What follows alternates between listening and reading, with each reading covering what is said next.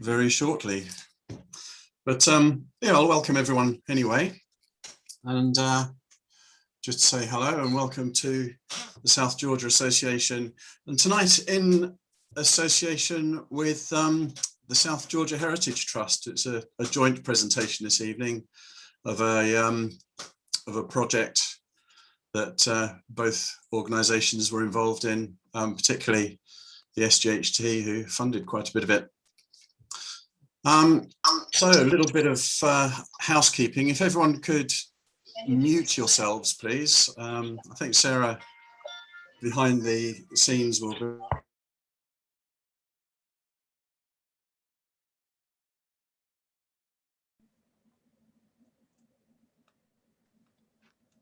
Pat, you're muted. All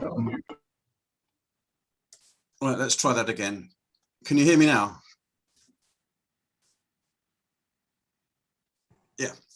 Yeah, so we'd like to welcome you to this first talk for a little while.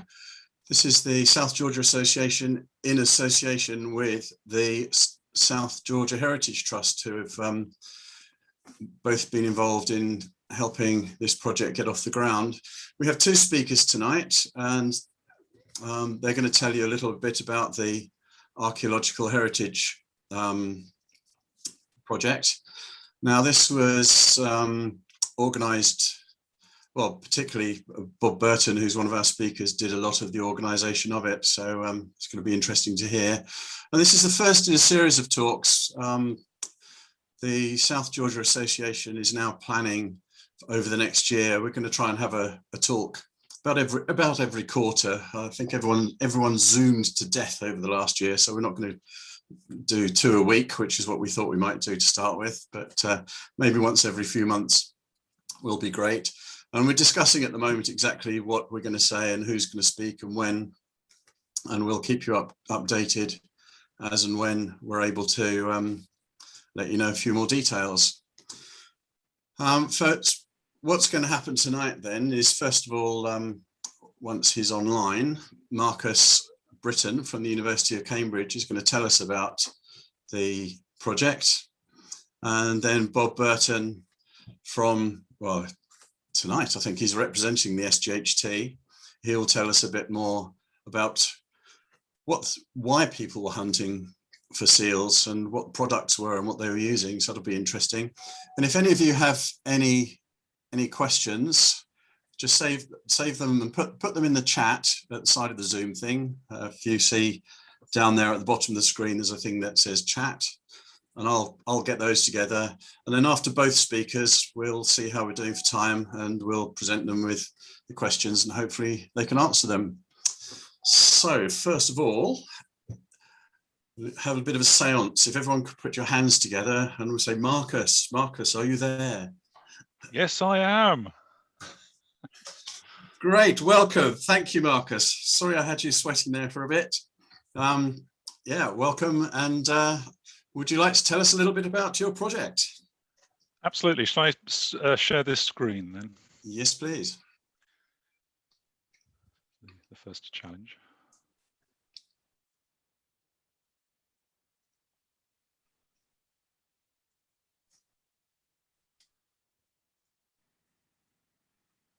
Okay.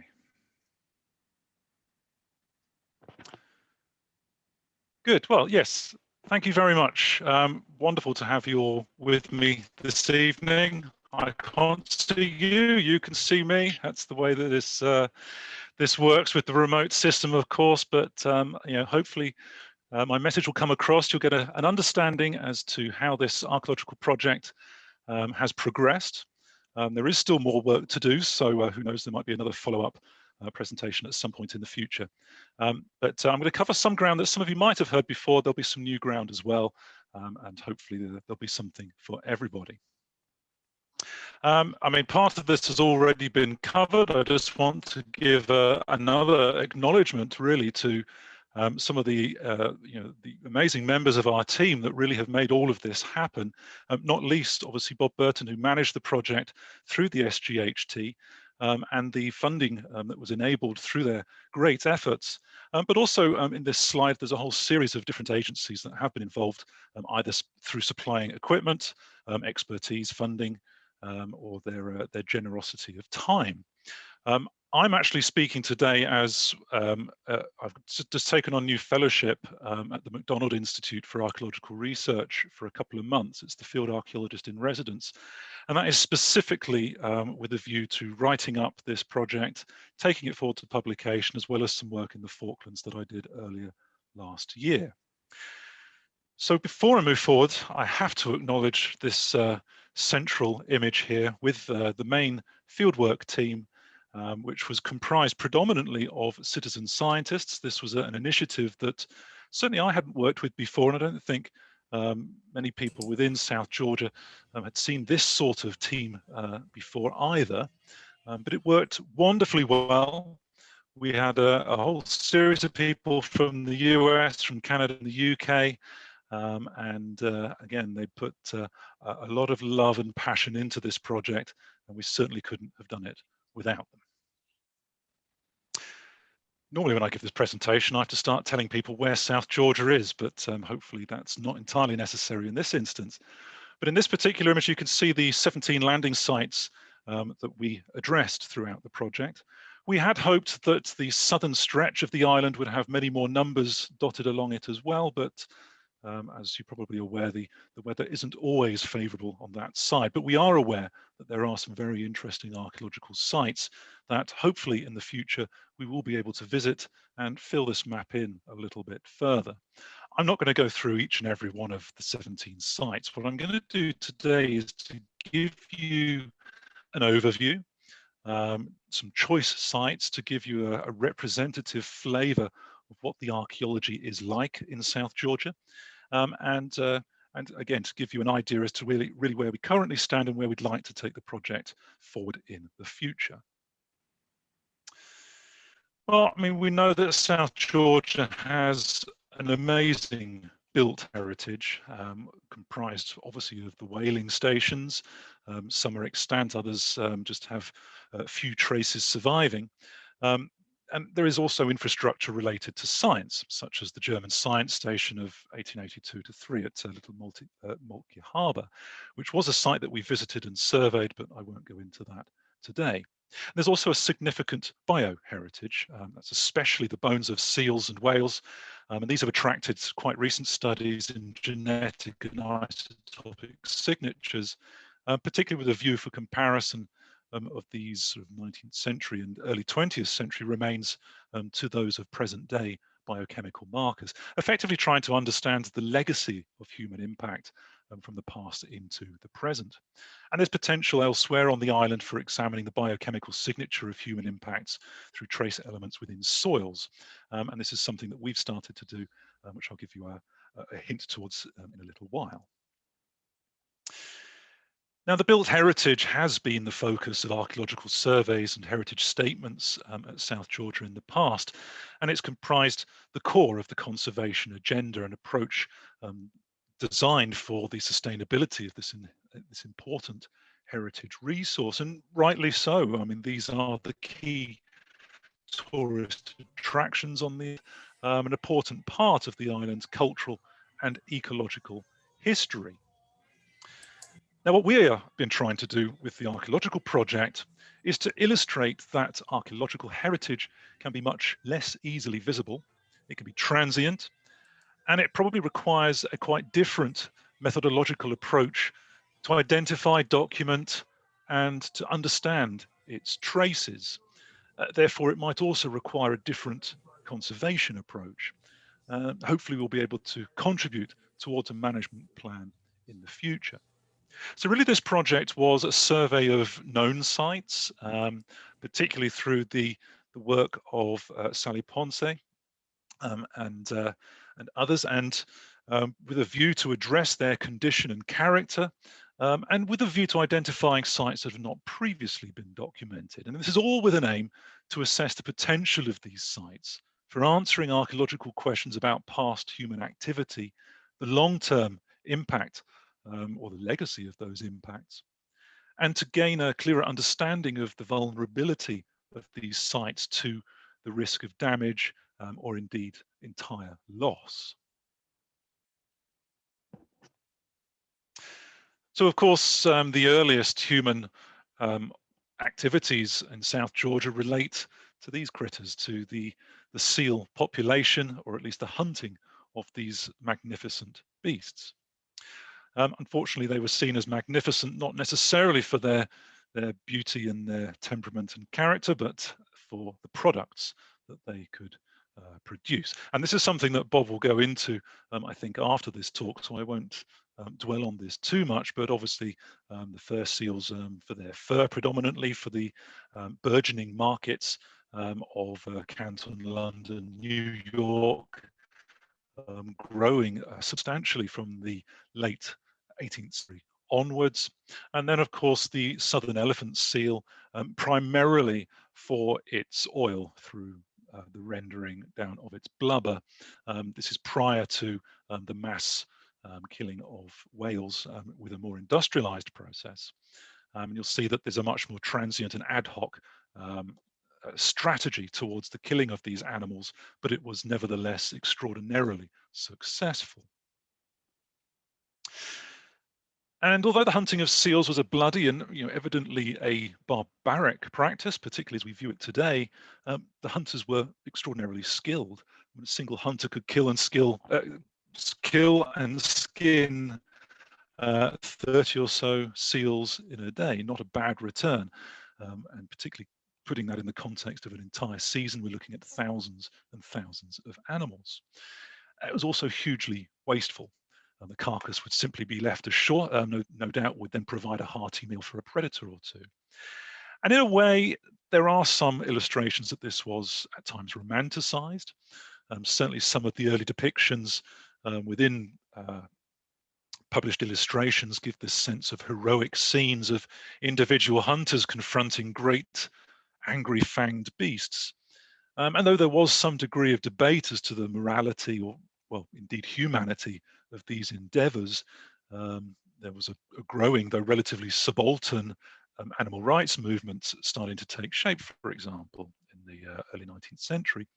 There seems to be really little resistance to the consumption of the seal-related products within this sort of context of modernity.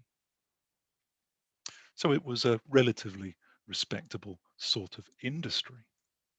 But it was a pretty dirty, smelly, bloody, tough existence. This effectively is the mechanics of this industry, the try-works, these large iron cauldrons manufactured obviously in either the UK or in some instances in America, mass-produced, all different shapes and sizes. They could be used for generations, and of course many of these still adorn the island's shores today. Often found within a brick casing. The blubber of the elephant seal would be stripped from the carcass, cut into suitably sized chunks and placed into the cauldron which was resting above an oven or a furnace. How those ovens and furnaces were fueled is something that I'll go into in a little while. But these were both used either on the ships themselves or taken ashore for a more permanent and suitable means of processing animals on the dry or drier shoreline contexts. A number of these are found at different locations across South Georgia, and we've tried to do a record as much as possible in terms of dimensions, any particular characteristics in terms of their design. Are there maker's marks, for example? Well, none of these do have maker's marks, but certainly some of them at Grytviken do illustrate a particular London-based manufacturer, although I suspect many of these were also from the Ironbridge area up in the Midlands as well. But you can see that there's quite a varied range of styles, some with a tipping spout, others with these hooked arms through which a number of bars and other lifting devices would have been supported. And a number of these are heavily buried either in sand or in gravel. So mostly fairly well preserved, but you do find fragments across very many different, and encased within the structure of these cauldrons are the residues of the burning process, all of which do still hold potential archaeological information.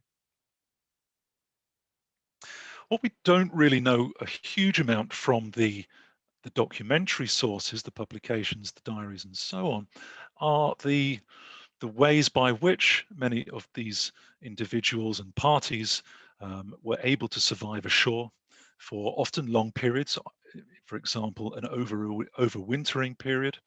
The sort of material culture we have a sense of, but there's many other questions that do remain. Obviously, this image is from the Falkland Islands, but it's a fairly standard idea of what a shoreline party might have looked like. This looks relatively transient, something that effectively a jumping on and then a jumping off the island sort of scenario. But you'll see that the remains at South Georgia illustrate much more long-term occupation on occasion. In terms of material culture, there are artifacts strewn across different parts of the island, though it is evident, and you can see this also from the museum at Grytviken, it's evident that there has been a process of souveniring over the years. And even if you read some of the discovery reports from the 1930s, there are hints there that the occasional find was pocketed, taken home, and, well, some of them have been repatriated, but I think a great deal has been lost. These are some of the items from a range of the sites that we visited, mostly relating to a sealing era sort of time frame. The top image here, a lance from a site called Nilsehullet, around which was wrapped the rather crusty remains of a seal pelt, which we hope to analyze in the future.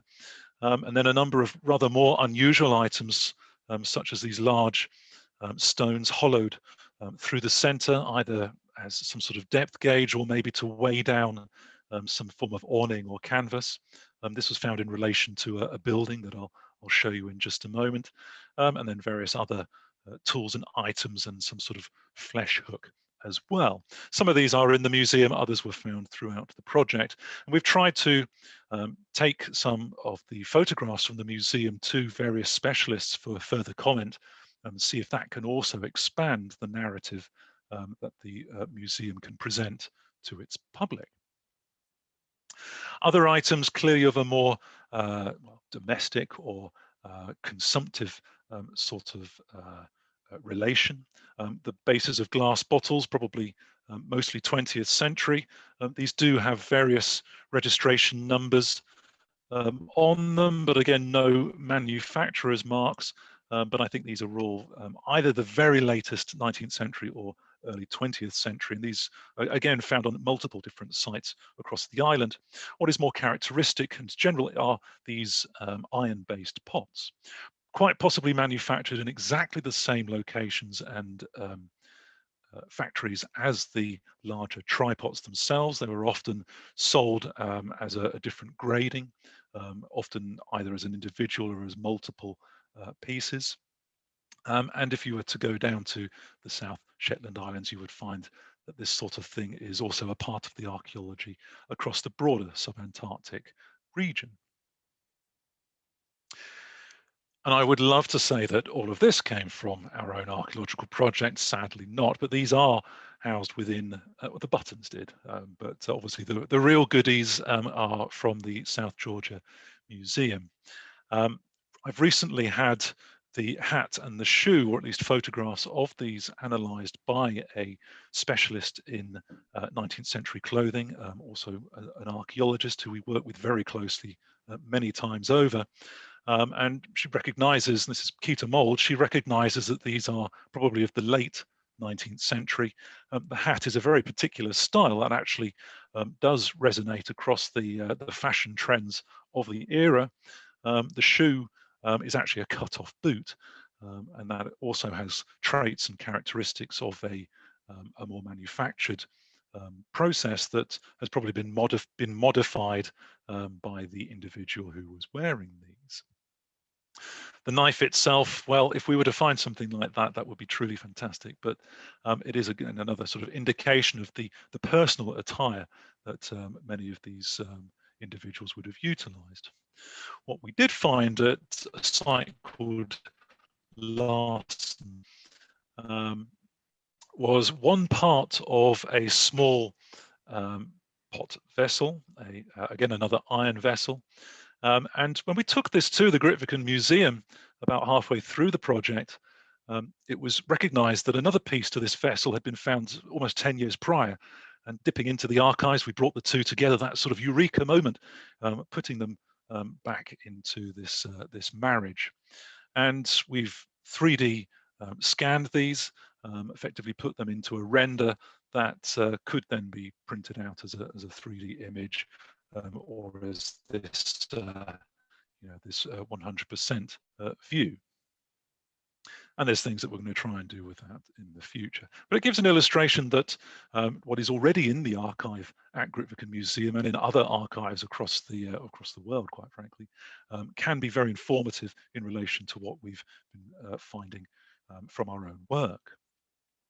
So what I'm going to do first is to touch upon a couple of sites that illustrate really the characteristics of three types of archaeological habitations that we were coming across.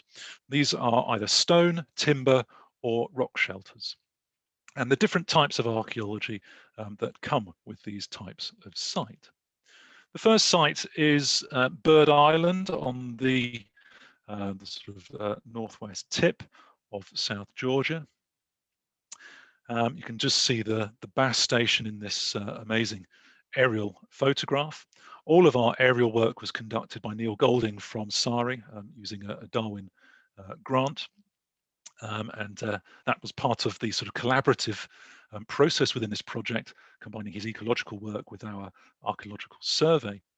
And we've recently had a grant in which we are now going to try and understand whether our own survey work is applicable to other scientists, whether it be for understanding the patterns of penguin behavior, kelp, or who knows. And again, we're trying to look at other scientists' drone work, all taken at different seasonal times of the year, and to see if that is useful from an archaeological perspective for identifying, characterizing and modeling archaeological sites, both for conservation and for interpretative usage. At Bird Island, there is one rather fantastic site right down here on the beach side, which we were able to have a single day on this beautiful, bright, sunny day. And this is just a basic survey, but it's quite an unusual stone-based site, a structure which is some form of dwelling with then this very low but quite wide stone, either jetty or enclosing wall. And then there's a number of small stone cairns, and hidden underneath the tussock there's clearly other structures and other things as well, and there's part of a tripod just in the corner here. You see a slightly wider view, and this is one of our illustrations of the project, of the site, the stone cairn. And then there is a timber structure of some form as well. But right down here towards the shoreline, part of a whale bone that has got a whole series of notches that have been cut into one side of the bone. And it's highly likely that this would have formed part of some sort of roof awning over the hut-based structure itself. We did contemplate the idea of going inside the hut and having a little dig around, but some elephant seals had a similar idea, and we decided that that maybe wasn't the best of ideas on this particular occasion. But certainly in the future, I think that there is a great potential on this particular type of site. And it's unique in its own way. There really is nothing like this jetty on any other site in the subantarctic, and quite what it relates to is still very much a mystery. It's only a single course in height. It may well have lost courses of height above it. It might even have been capped with tussock blocks. But there's a lot of questions in relation to this site that unfortunately yet we don't have the answers. One of my favourite sites is Elsahall. It was actually the first site that we visited, and we were able to spend 4 days on this site, the most out of any of the other sites that we visited. And there's good reason for this, because it really does have some wonderful archaeology, and it illustrates all of the different elements that we've been interested in. It's situated on this lower part of the embayment. And again, this amazing aerial photograph with a whole series of structures hidden within this localized area of the site. And it's a combination of 2 sets of stone structures. There's 3 or maybe 4 structures in that central main area, and then a very sizable timber structure, the remains of which are protruding above the sands and the ground. But you can just make out these areas here of, well, ice wash, melt wash, quite heavily eroding through the sands, transforming that geological strata, and probably revealing and eroding some elements of the archaeological component. We start to get a little bit closer into this. You can just make out that there is some proper architecture to some of these remains. Visible signs of walling. Obviously, these 3 metal tripods as well, and various other things that you'll see in just a moment. And a couple of other maybe hints of structural walling which bear, well, no real obvious direct association to these other buildings, but the indication is that there may well have been multiple buildings at one point at Elsahall. And when we start to map this, in a proper archaeological way, it starts to look a little bit clearer. And the 3 tripods set within this pretty vast stone encasing with a brick structure towards the front, and this was a metal door that would have sat right onto one part of this, what is actually a 2-chamber oven. There was another metal door just over here underneath the rocks. And then a 4th tripod within this second structure in a rather dilapidated state, but again indicating that there's a significant amount of triworks activity taking place at Elsahall. We excavated a trench directly in front of the 3 tripods.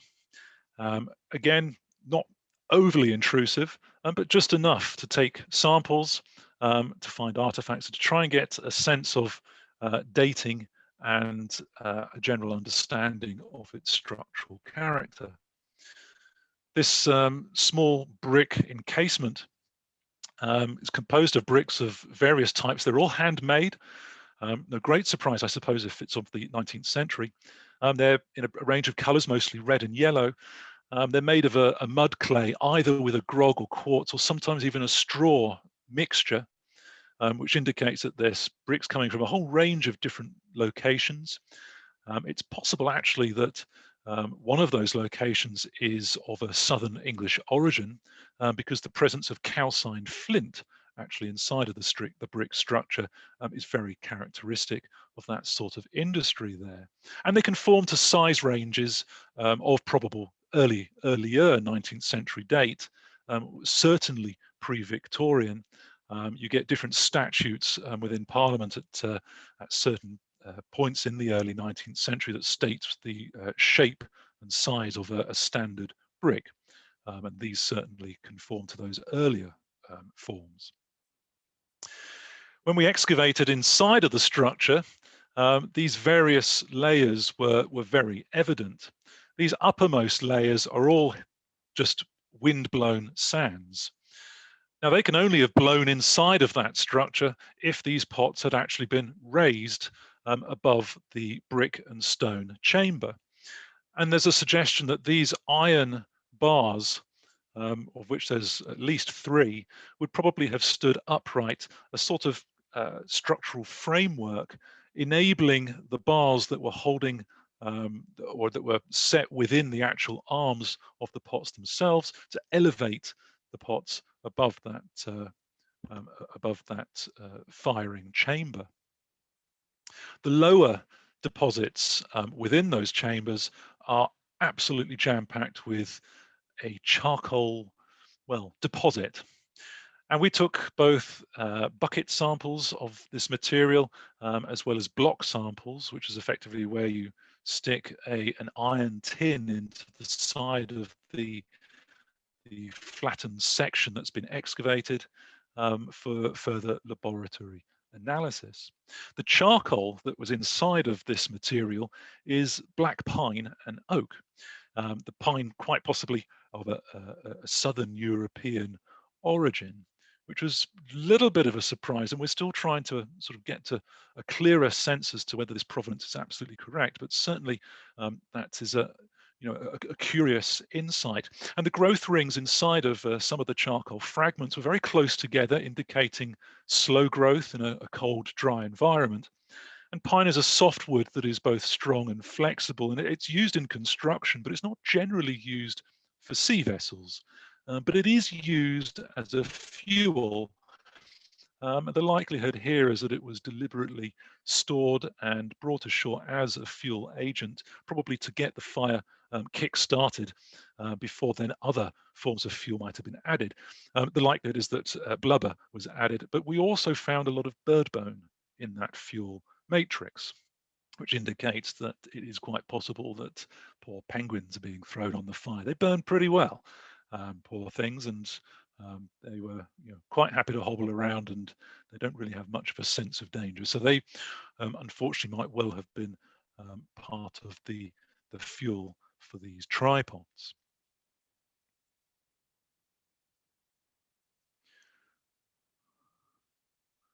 These are just close-ups of the charcoal structure from a scanning electron microscope.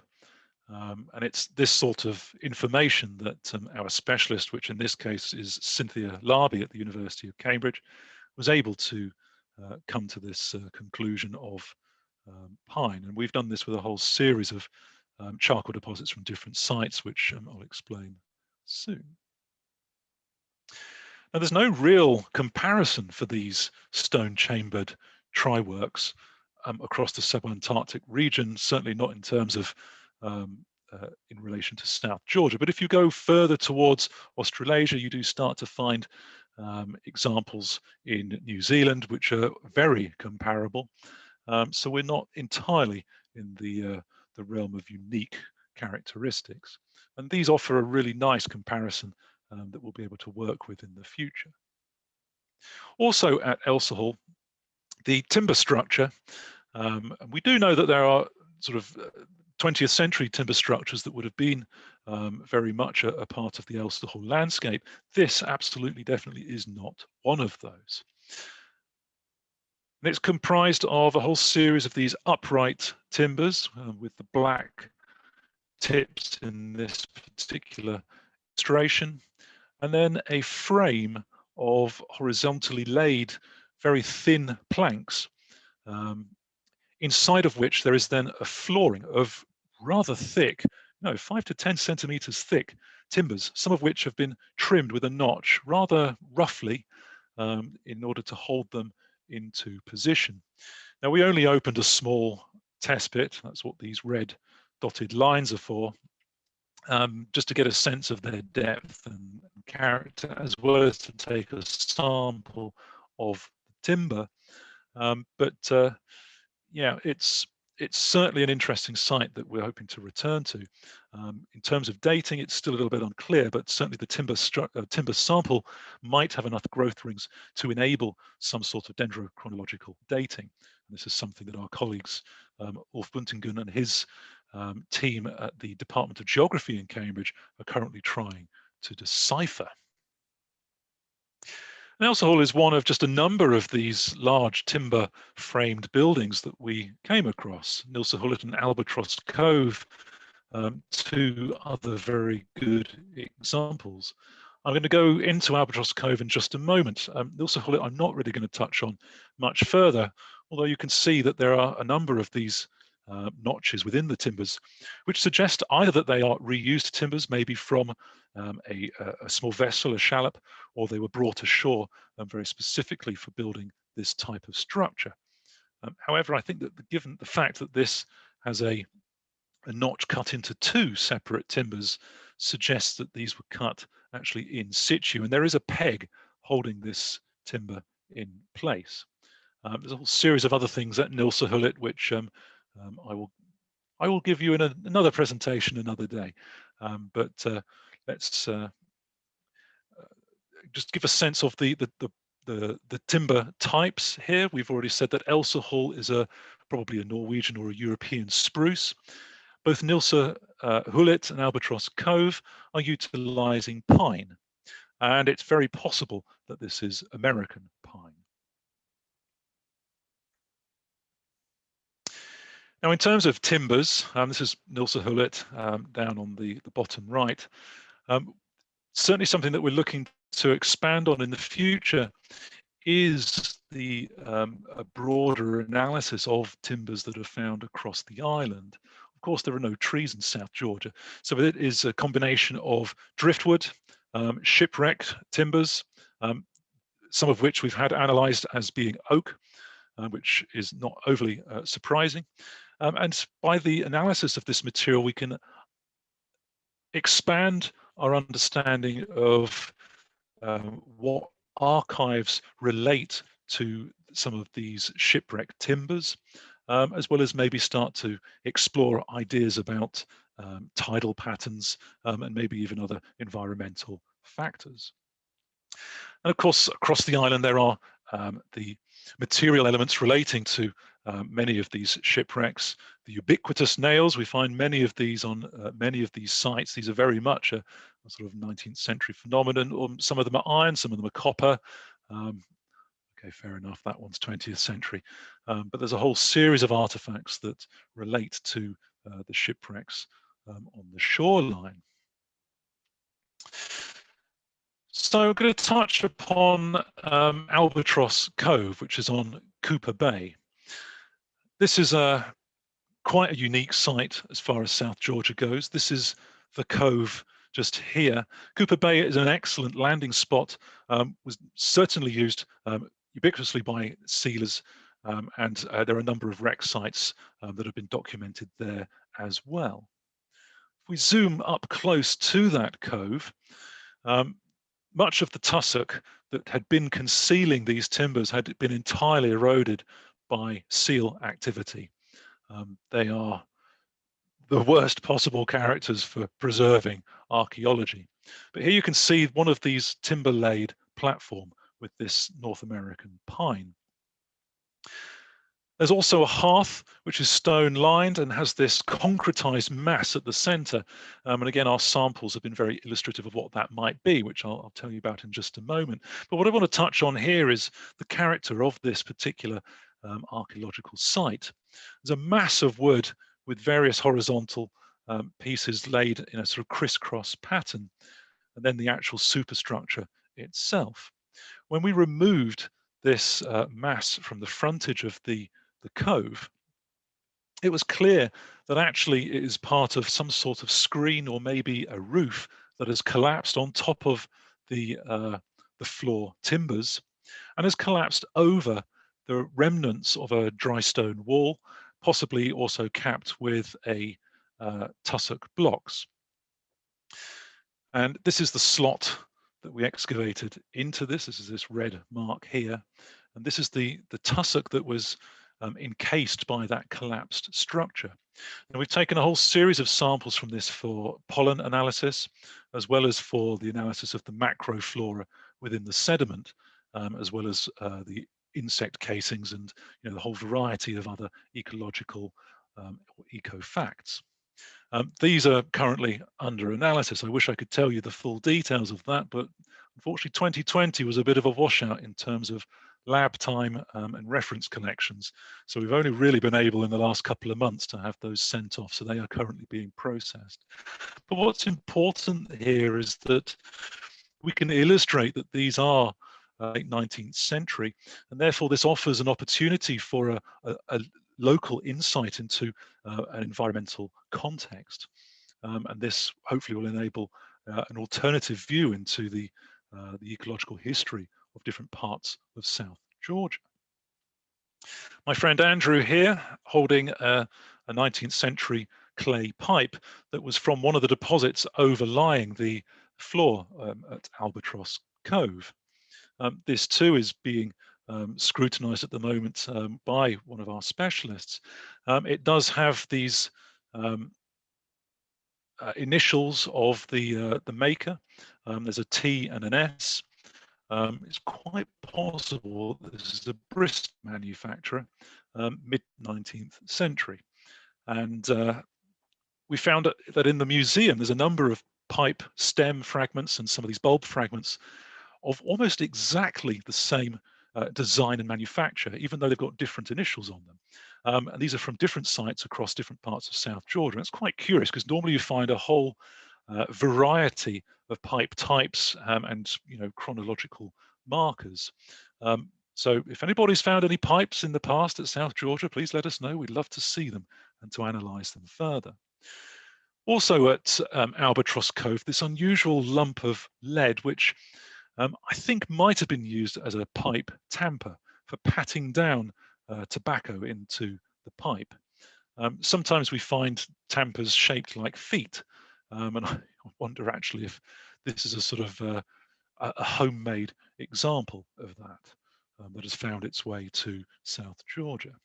In the museum, there are rolls of tobacco from Diaz Cove, a site we weren't able to go to owing to incremental weather. Also at Diaz Cove, this leather pouch, again with a pipe stem inside of it. So clearly smoking, one of the main occupations of a 19th century labourer, and that too, no great surprises, something that the sealers also took part in. So a different type of site altogether from Elsahall, much smaller, much more localized, and this is one of these sort of rock face shelters. We've visited at least 3 of these, and this is at Carlita Bay. There's 2 of these at Carlita Bay. This one hadn't previously been documented. Again, it seems to have a remnant of a stone wall, dry stone wall. Part of that has collapsed into the actual enclosure. And inside of the area is another hearth with this concretized mass encased within a stone structure. And we've taken samples of this for closer analysis. In terms of artifacts, very poor, which I'm afraid is rather characteristic of many of these sites, that we do know there are sites with a much greater material potential, and it was just a single copper alloy nail from outside of the structure itself. And this is the sort of recording activities, a combination of traditional tape measure and pencil, but it gives an accurate representation. On this slide in the top are some of these block samples that have been taken from various of these hearths. The hearths are all pretty much the same in terms of their characteristics, but underneath the microscope, when the sample has been subject to a resin impregnation, it's then cut at a very fine thin section glass slide. And our specialist, Charlie French, Professor Charlie French, at the McBurney Institute in Cambridge, has analysed 6 of these and given his impression as to what exactly is going on. This one is from Carlita Bay, the rock shelter that I just showed you, and it shows a sort of heat-infused silica and ash, which has been coated and effectively infilled with black phosphatized material. And that's probably a fat that is derived from charring. And that's this sort of molded structure. At Albatross Cove, which is this sample here, and this is where the sample came from. Again, it's a sort of fused silica ash with some sort of charred phosphatic material, this blackened structure. But much of this is also degraded bone. And again, when you actually look at the structure of these slides, they are absolutely riddled with small chunks of bone. Now, if that is illustrative of somebody's meal or just a fuel, is something that we're still trying to determine. And we're subjecting now some of these slides to a process called Fourier transfer infrared spectrometry, which effectively collects data related to fatty acids.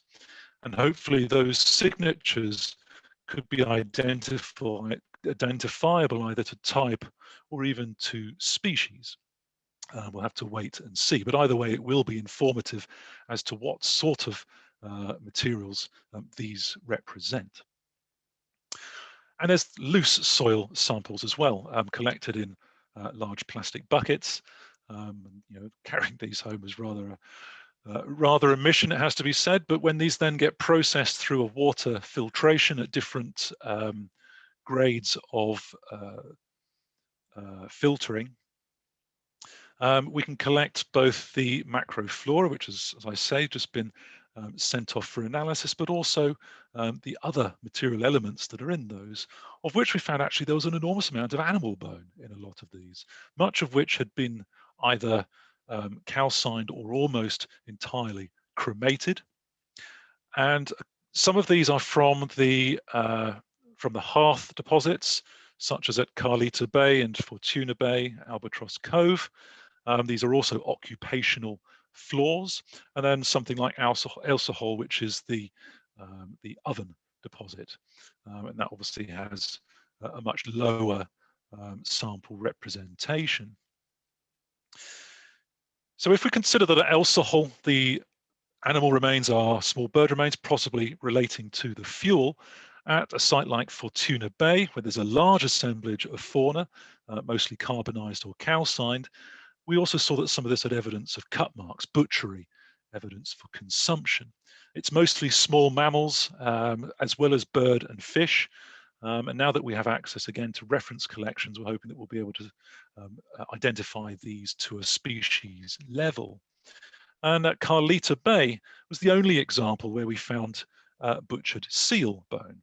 So really the large size mammalian remains are not that clearly represented in the occupation sites, which again was a bit of a surprise, certainly compared to the sites that you see down in the South Shetland Islands, where large mammal bones are much more ubiquitous.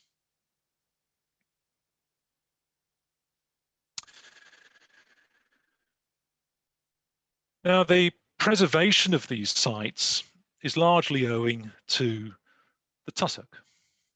Obviously, when the animals were originally thriving on these islands in dense populations, the weight and their movement would have eroded this material down to a bare beachside gravel. Once they were almost entirely eradicated, exterminated, those breeding grounds are entirely absent of teeming life, and the tussock effectively overtook much of the beachside environment. The benefit from an archaeological point of view is that it encased, sealed, and preserved many of these archaeological sites. Of course, the conservation success story of the last 20 or 30 years is that now the mammals have returned in force. 5 million fur seals, 400,000 elephant seals. It's a wonderful success story.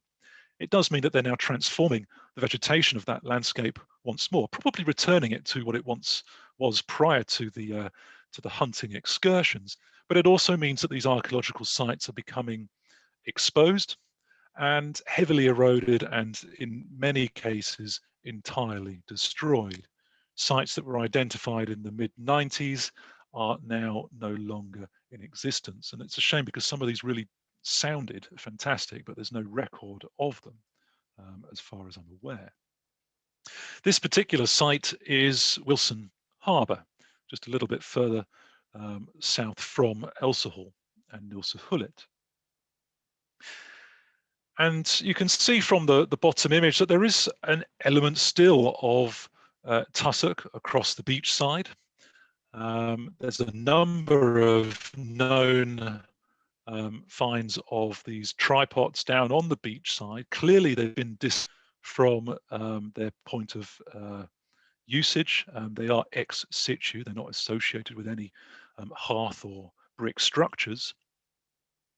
and none have ever been identified. We know there's a number of wrecks within this part of the sandy frame around the beachhead.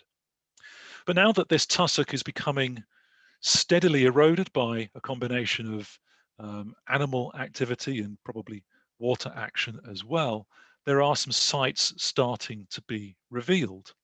One of those we identified, I say we, actually it was Dion Ponce who identified it with his remarkable eye, and the three of us were able to do a very initial assessment. We had about 2 hours for this before the weather possibly one of the worst storms I've ever experienced. So thankfully we were back on the boat by that point, and we weren't able, unfortunately, to return to this site. But what we were able to partially uncover and determine is another hearth, which is this setting here, stones that are in situ, partially scorched. There's then a spray of, well, it's a mix of charcoal and fragments of brick. You can't really see those very clearly on that image, although you can make out 1 or 2 bits of red in there. That's all illustrated on this drawn plan. And then this sort of stone structure of some form. But there are also timber elements, possibly another one of these timber floors. That's been exposed by the run of fur seals, inside of which there are also iron hoops from barrels. There were several fragments of bone as well, and there is also a peg still in situ. So a really interesting site here, something that is probably characteristic of what many of these early sealers sites might have looked like. You know, a small and fairly temporary encampment. And it's also tempting to consider that one of those tripods might have originated from this site at some point. So hopefully this will be a site that we can get back to in the future. But I think also to monitor the change in the vegetation of this site and others will be important for putting together a conservation and a management plan, and also modeling potential target sites for archaeological research in the future.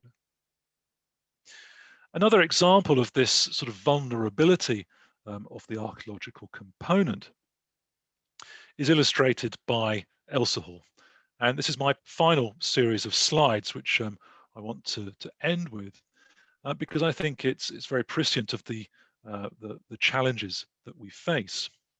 There's a wonderful quote from Chaplin in 1932 during the Discovery expedition.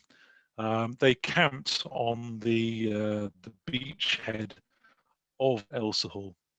And I'll read you the quote. He says, "Behind the camp, we subsequently found in a large brick oven covered with tussock 3 large trying out pots, similar to those found at other places in the island."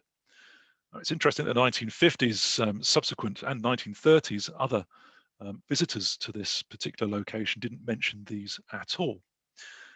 From the 1970s through to 1999, that tussock has become almost entirely eroded, effectively reducing and exposing those tripods to unprecedented levels. And again, this slide sort of illustrates just how rapid that transformation has been. A slight plea here, I'd like to use this as a case study for a publication. So if anybody does have photographs of Elsahall through the ages, through the decades, illustrating this sort of change of survival of its condition, then I'd be very grateful if you could let me know. But you can really get a sense of how even the stone structure itself is now becoming displaced.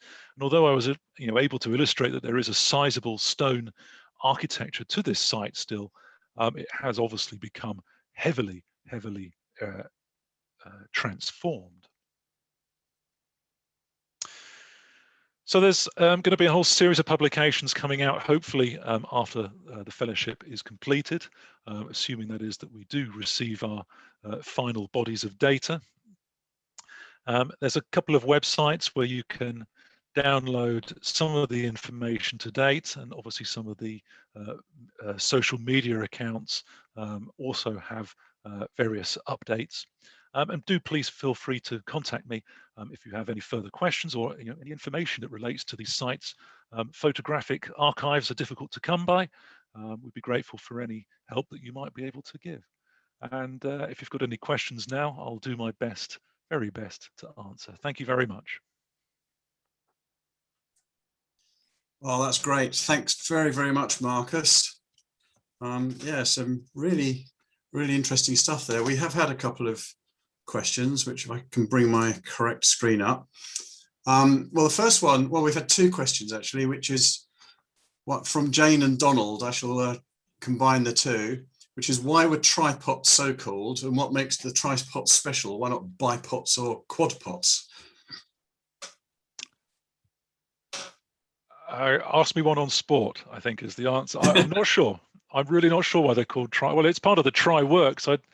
Yeah, I don't know. I really don't know the answer to that question. We'd have to. Well, luckily, well, I mean, maybe Bob can help us with that one in a short while, perhaps. I mean, the pots themselves were also, I mean, if you're going to look at the Irish famine, for example, they were called soup pots because exactly the same pots that would have been used as tri-works were used as vast vats for cooking soup during the Irish famine. So they weren't just used for for this sort of enterprise, but I guess that they were of a scale and a durability that was suitable for this sort of endeavour.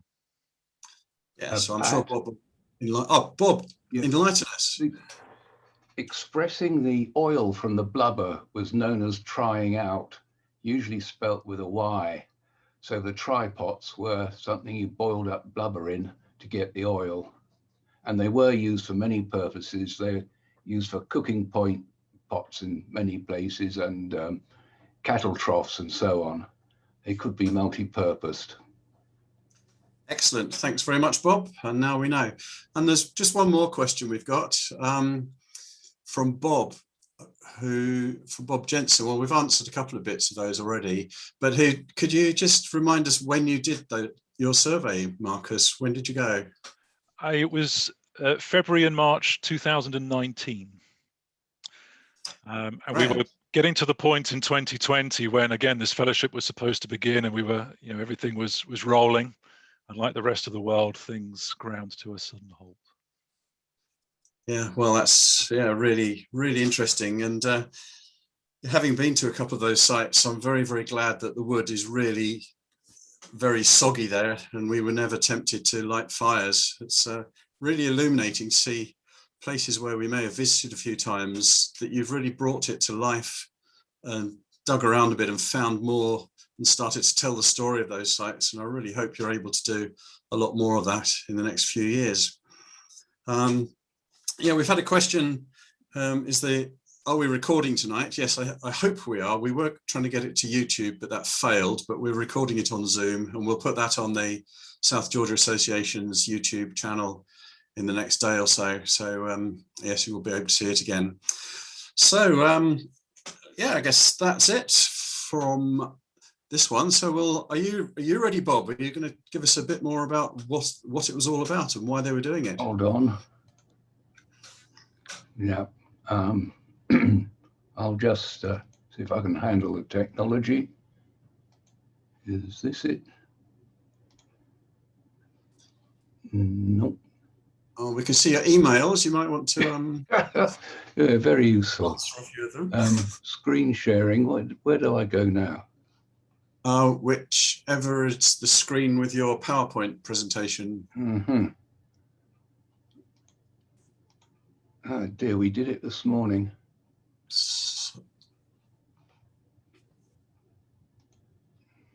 There.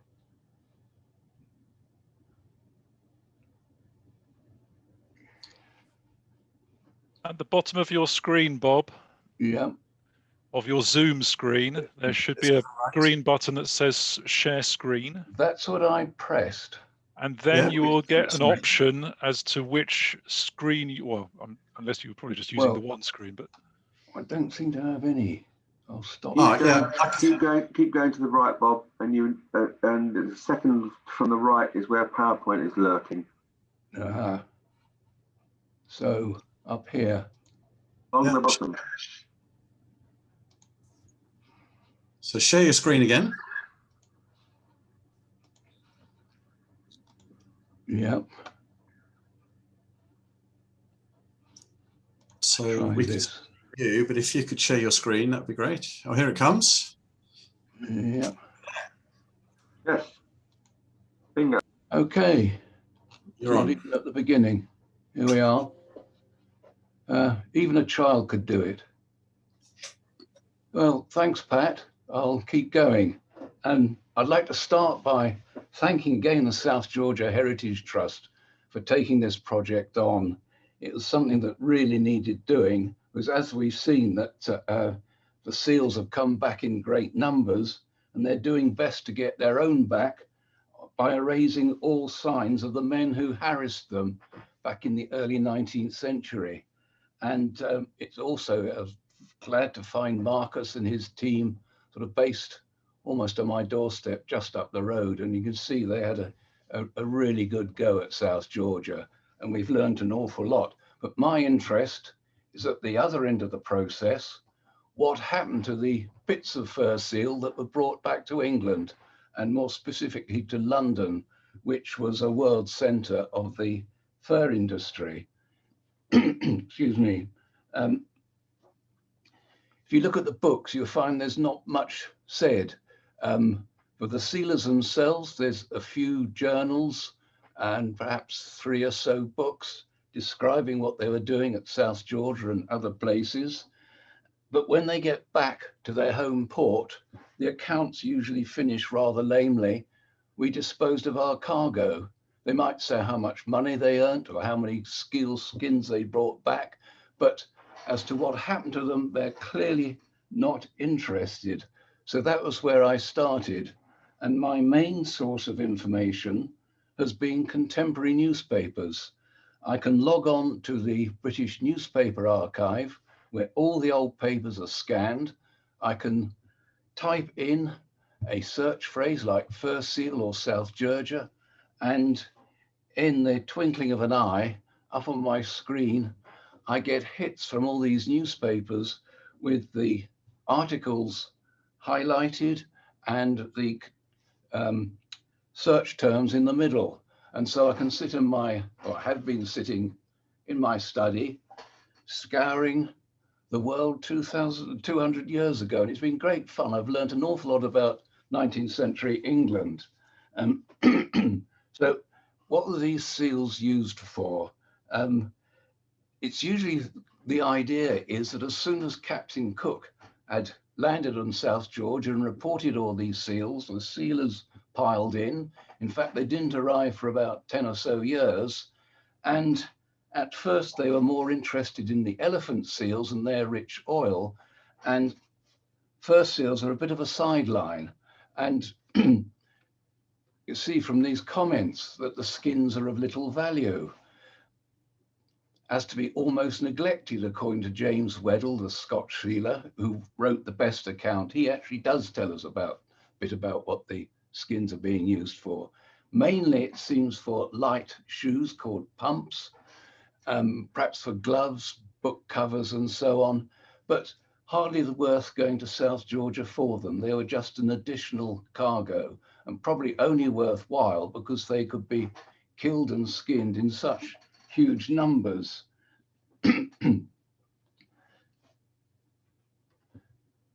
What happened really with the story, you'll read that Thomas Chapman, often described as a hat maker or a furrier, found a way of preparing the skins so that they could be used for making hats. Well, this is wrong. He was a trunk maker, and trunk makers covered traveling trunks with skins of large mammals like horses or seals, perhaps cows or camels. And he was out looking for a source of skins, and he came across a warehouse with 600 fur seal skins in it, which just hasn't sold. And he was able to buy them for a penny halfpenny each, 1.5 pence. And this is old pennies. They were 240 per pound. So really their price was negligible.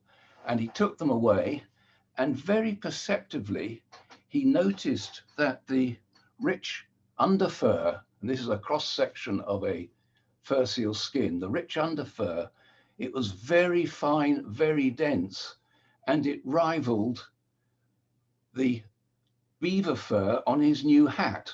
And beavers have been used traditionally for either making hats or just putting on a surface covering, a nap on cheaper material hats to make them stiff and glossy to look at. And Chapman thought, well, maybe I can find a way of extracting this fur so that it can be felted by the hat makers. And he knew nothing about hat making, so he learnt from a friend, and he spent nearly a year working on this, perfecting a process. And again, you'll see in the books that what he really discovered was a way to get the guard hairs out, these coarse hairs, out of the way, just to leave the nice underfur. Well, it's fair enough writing that, because that's what Thomas Chapman wrote himself. He said that was the key to the whole process, but he was lying. The means of extracting guard hairs was discovered by the Russians at least 200 years earlier. And in fact, it had to be used on beaver and other furs to get the guard hairs out of their fur before it can be used. So he's trying to raise the profile of his own achievements. However, having got rid of the guard hairs, his next job, which took up his time, was preparing the underfur so it could be felted. It was full of grease and gunge, a technical term, which had to be cleaned. And he eventually found the way to do it was to soak the fur, having shaved it off the skin, in hot solutions of various alkalis. It could then be dried and it'd be all nice and fluffy so that it could be rubbed together and felted into good stiff felt rivaling beaver. Now, what did he do with it? He has to sell it. So he hawks the stuff around the hat makers. This is samples I found in Sheffield City Archives with a square of pelt at the top without the guard hairs. And then this sample of seal wool, as they called it.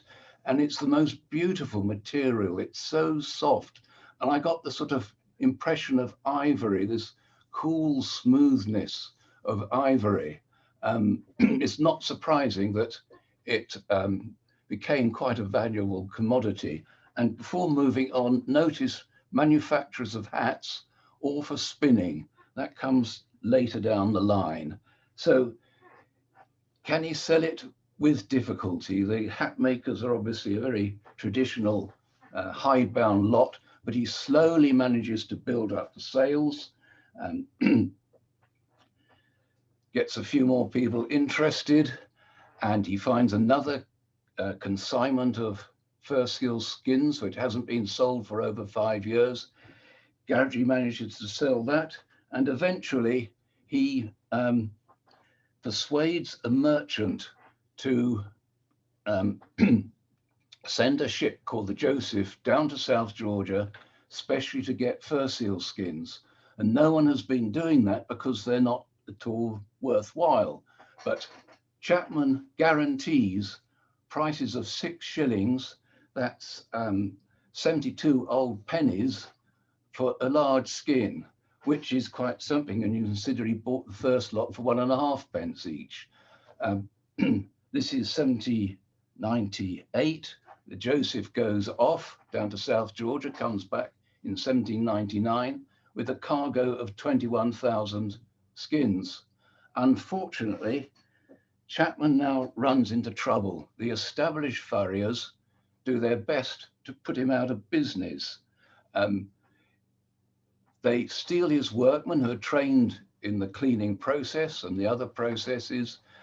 They can buy the consignments as they come in before he can, and he gets into a very bad way and in fact spends time in a debtor's prison, but eventually gets out and continues his operations. The trade builds up, and how did it affect the hatting industry? I don't think it really had too much effect, because you have to consider this in the situation with the English, in fact, the world fur industry and hat making industry. Hat making was a very big business in England. Apart from the domestic market, up to 500,000 hats could be exported in 1 year. Thing is, they didn't last very long, these felt hats. If you're out in the rain, they went all soggy and collapsed on you. So there's quite a throughput of them. Also, the fashions were changing and hats were changing.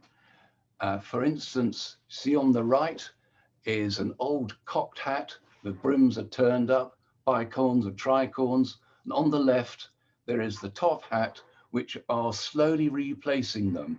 Apparently the first one made was in 1793. It was English. Well, these men are French, and we have to say that. But there's a lovely story that the first top hat was made by a hatter called John Hetherington. And the first time he tried it out in the streets of London, he caused a riot. Women fainted, children screamed, dogs barked, and Hetherington was arrested for causing a breach of the peace. Unfortunately, like all the best stories, it's complete fiction. But you can see these new hats, the actual structure, the manufacture is changing. Instead of being covered with this nap of fur, beaver or fur seal or whatever it was, it's now being covered by a thin layer of silk.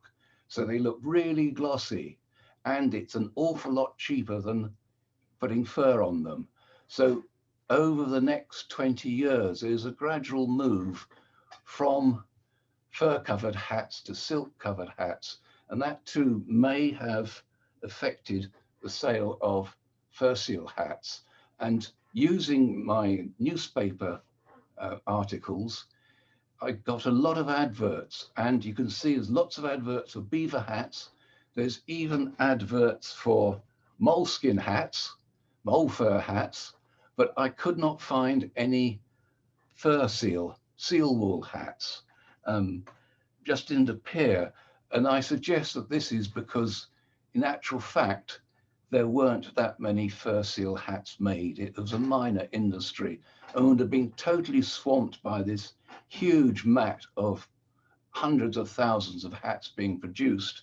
And the fur seal itself was hidden amongst the tons, literally, of furs coming in from all over the world into the London market. It just wouldn't have been noticed. And unfortunately, there's no records really of fur seal companies or hatting companies down in the eastern end of London, just south of Tower Bridge. Now, I've spoken to historians who studied the hatting industry. None of them have heard of fur seal or seal wool. It just didn't hit their radar, which suggests that it must have been a small business. I did find these 3 references to books. And you see one, the middle one, the Hat Maker's Manual. It does have seal wool, but all sorts of other wools like monkey stuff, whatever that is, mole's fur, and even estrich. That's ostrich, and they've got feathers, so I don't know what's that's doing there. But these other 2, it's just generic seal, which could be any kind of seal, not necessarily fur seal. So the idea of fur seals for hats really has to bow out, and we look for something else to use all these hundreds of thousands of fur seal pelts. And I found another form of hat or a cap, the seal wool cap or the traveling cap. We've got James Weddell again, and he is so frustrating, saying the fur must be well known. It is therefore unnecessary to describe it further. No, I was born 100 or so years too late. I've no idea about it, but he's backed up by the encyclopedia. So it's much used for making a kind of soft fur cap. Now, was this actually skin of the fur seal? Was this skin with the fur on, or was it seal wool? It's often very ambiguous, but the Irish newspaper confirms that they were seal wool caps.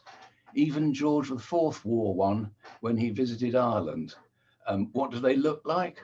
This two are the only images I have seen of these travelling caps. They both occur in editions of Pickwick Papers by Charles Dickens.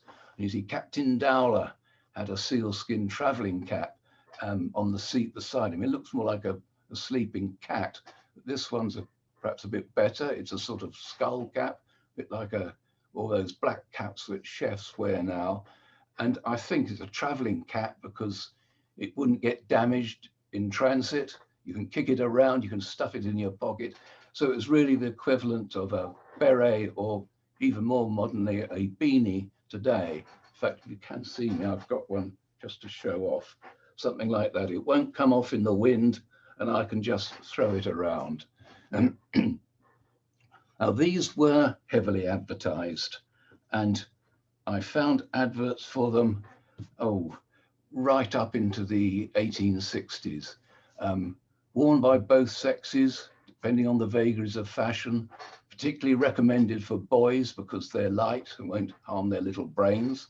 And then they just seem to peter out, except only as seal, as I've seen photographs of them in late Victorian times, but probably not made of seal. But another use of fur seal crops up. This is a patent for Robert and Samuel Fryer, brothers, who were in the wool industry. They lived in Rastrick, the village in Yorkshire, better known for its brass band. It's near Halifax. It's in the centre of the English, very important wool industry. And they have found a way of using these short 1 centimetre glossy fibres of seal wool and mixing it with longer fibres of sheep's wool so it can be spun and then woven into cloth, which can be used for garments. And what did they use it for? Well, the only way I found out was by finding in the Durham County Record Office this stock book of the Friars seal wool manufactory for 1802. And I pulled out some of the more obvious seal wool types. And there's Chapman's name, supplying them with seal wool. And I counted up the amount of seal wool in both columns here, and it came to 1,800 pounds of wool. Well, I don't know if that means much to you, but I can't imagine what over 3/4 ton of wool looks like. It must be huge, and it must have been composed of an enormous number of fur seal pelts. So is this perhaps where the main amount of seal wool was going? Well, what was it used for? Mainly ladies' garments. This is the Regency period, where every woman who had a pretension to fashion had an elaborate shawl, big, lovely shawl. This one looks big enough to form a tent from. But the best ones came from India, made from cashmere or silk, and were extremely valuable. They were passed down as heirlooms from mother to daughter. And the friars, probably hoping to do the same thing as Thomas Chapman and find a way of selling a much cheaper imitation, which was equal to the Indian in beauty and softness, and very much more cheaper. They were also advertised as being warmer than the Indian ones. And you can see with the dress that Madame Riviere is wearing, a nice warm shawl would be just a good accessory to the evening's entertainment. They were used for other garments like pelisses and spencers, various other things. You know, I never thought that I'd find myself taking an interest in Regency ladies' fashions, but to some extent it's a default, because I could only find one example of a man wearing seal wool. This is Lord Somerville. He was an intimate of the royal family, and on the day of Queen Charlotte's birthday parade, he decked himself out with his fur of the seal coat and breeches joined the parade. When the sun was shining, he must have been a resplendent sight in glistening cloth from neck to knee. Unfortunately, it rained all that day, so it was a bit of a washout. And that's the end of men's involvement, so far as I can find. But below is a rather oddity, which I thought I'd share, how the emperor, oh dear, how the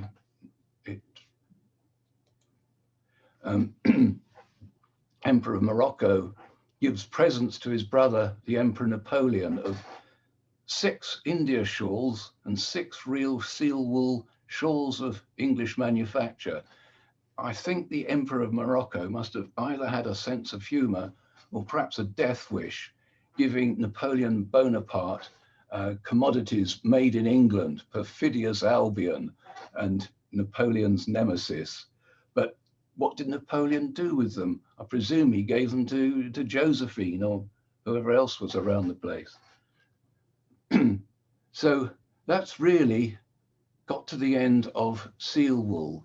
I followed adverts for shawls right up to 1860, the caps up to about 1860, but by 1833, which is when about the time that fur sealing is really dying out in South Georgia and other islands in the South Seas, because there just aren't any left now.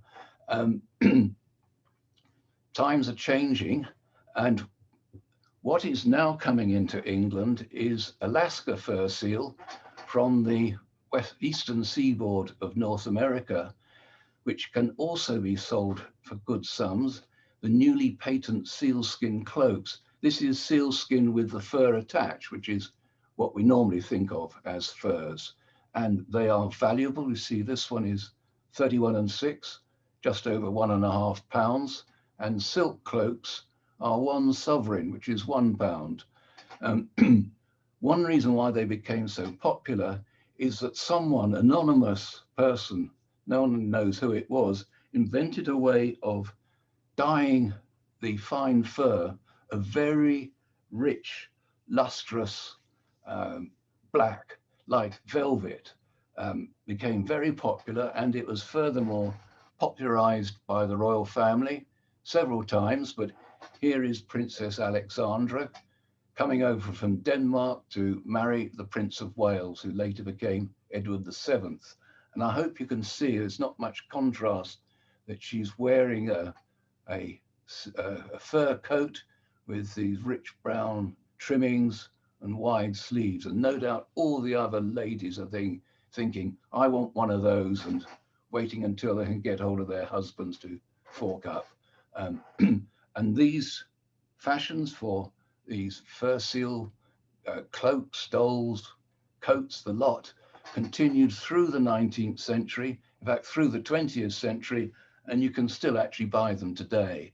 But by the end of the 20th century, which is when fur sealing finally, end of 20th century, end of the 19th century, when fur sealing finally stops at South Georgia, because of their value, it's been worth going down there.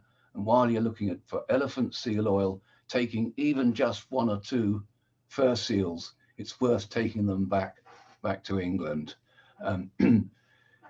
At the end of the 19th century or early 20th century, there are suggestions that the fur seal is actually extinct on South Georgia. The whalers who start work in 1904, very rarely they see one swimming around in open sea and think, well, it could have been an immigrant from somewhere else. They're good swimmers. And it's only in 1936 that the small colony is found on Bird Island, up at the west end of the island. And as you all know, since then, their numbers have just exploded. There's now reckoned to be 5 million of them. And they're getting their own back, of course. They're destroying the place.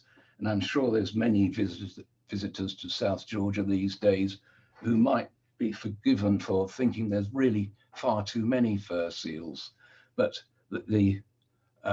well, why don't you have a cull of them and sell the skins? I don't think that would really go down well amongst the general public who are now more of the opinion that seals are better off wearing the skins themselves. They may not be so beautiful, but it certainly keeps them warm. And really, that is my story, a rather quick, rather difficult story. You know, it's patchy, there's a huge load of holes, but it gives you an idea that there was a good reason for these men to risk their lives sailing right round to down to Antarctic waters and spending a most uncomfortable time, not only on travel, but while on the island, and might actually get home and find they're still broke. So with that, I'll hand you back to Pat. Oh, great. Thank you very, very much, Bob. That was fascinating. Yes, maybe we could see the museum shop extending its range in the next couple of years. Well, you know who to recommend it to. Nice fur coats and hats. And well, I should congratulate you on giving HookPod a good shout out with the hat too. A great project that's helping South Georgia's albatrosses not get hooked on hooks. So well done for that one. Yeah, well, we had one question, although it's turned into a bit of a discussion, but I'll bring you in on it, Bob. We had Sarah was asking, what is a Spencer? Do you know? A Spencer, well, I suppose you could say it's a form of bum freezer jacket. And apparently worn for warmth, because your lovely evening dress would leave the top half really rather exposed. I don't know if there's anyone who knows more about fashions than I do. That's as far as I got. Yeah, well, fortunately, yes, Mr. Wikipedia is watching, and John tapped his knowledge and said the Spencer, dating from the 1790s, was originally a woolen outer tail coat with the tails omitted, which I guess is a woolen coat. Yeah. It was worn as a short waist-length, double-breasted man's jacket. So yeah, just to keep you nice and warm. We have got another question from Kathy, who's just popped up. How did they preserve the pelts in transit back to the Northern Hemisphere? In two ways. They were either dried or salted. As you can imagine, trying to dry seal skins at South Georgia is a bit of a hopeless measure. So they very often took them up to South America, to the West Coast, which apparently is drier. It didn't need too much sun actually to dry them out, but you did have to check the cargo all the way home to make sure they weren't beginning to rot. There's a sad story of one ship that got back to England and they found the whole cargo, their full cargo, had totally rotted, and all they could do was sell it for manure. And salting, I think the Americans who took skins up to Canton, I think I've got it the right way round, that the Chinese preferred dried ones. But sometimes you saw cargoes coming in when some were dried and some were salted. Oh, great. Yeah, thanks very much. So that's a bit more enlightening. And then we had another bit from Melissa, who told us that the Spencer is also worn by ladies, a short high-waisted jacket with long sleeves worn over those high-waisted dresses as in the Jane Austen era. So yeah, a lot of sartorial knowledge amongst us this evening. So thanks everyone.